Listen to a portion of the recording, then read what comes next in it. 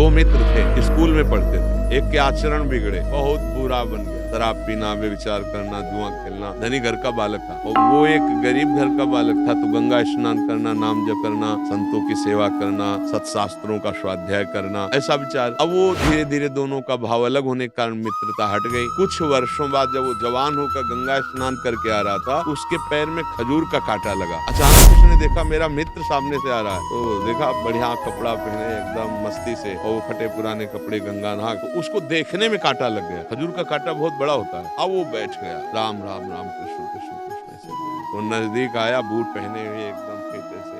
कहा था तुमसे बंद करे सब नाटक, कुछ नहीं, देख मैं मौज मस्ती से। अचानक वो आगे बढ़ा तो उसको एक पैसे की थैली मिल गई। उस समय स्वर्ण की असरफियां चल। उसने दिखाया, देख तेरे कांटा लगा खजूर का और मुझे पैसा मिला। कुछ नहीं इनमें, कुछ नहीं, सब ड्रामा है। उसको लगा वास्तविक सब ड्रामा।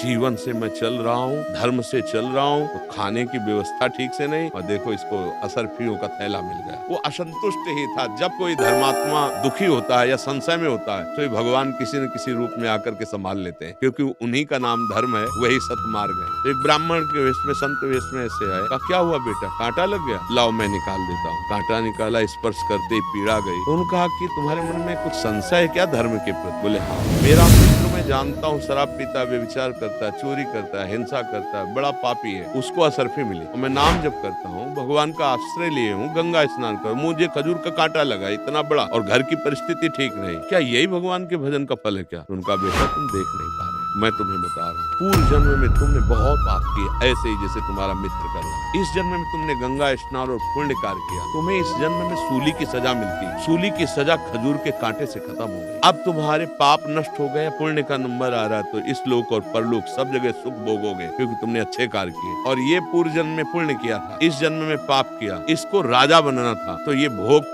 प्राप्त करके एक थैली असरफी, और जिस दिन ये सब खर्चा हो गई असरफी, उस दिन उसके पुण्य नष्ट हो जाएंगे। अब ये वर्तमान का पाप और पूर्व का पाप मिलकर इसको नष्ट कर देगा। तुम धर्म के प्रति संशय मत करो, उसी समय उसको लाभ मिलेगा। सूली की सजा खजूर के कांटे से निकल गई, तो अब मेरा मंगल होने वाला है, वो धर्म में चलो। अगर सत्संग ना मिले तो सबको ऐसा भ्रम हो जाता है कि अच्छे कर्म करने वाले को दुख मिलता है।